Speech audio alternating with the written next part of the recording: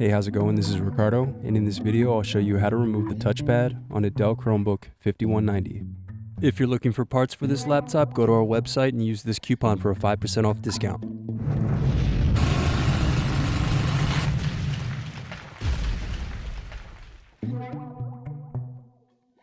First unscrew, then use fingers to pry apart bottom base.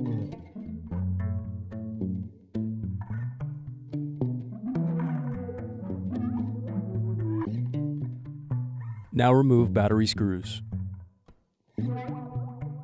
Then remove brackets and disconnect battery.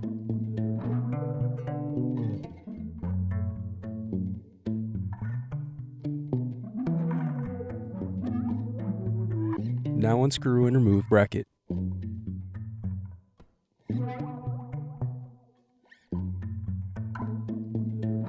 Then unscrew and disconnect touchpad.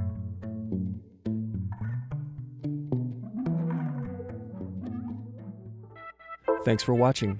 Don't forget to like and subscribe if you enjoyed this video. And if you need more, check out this playlist to watch other tutorials for your laptop. You can also click here to find parts for your laptop at partspeople.com.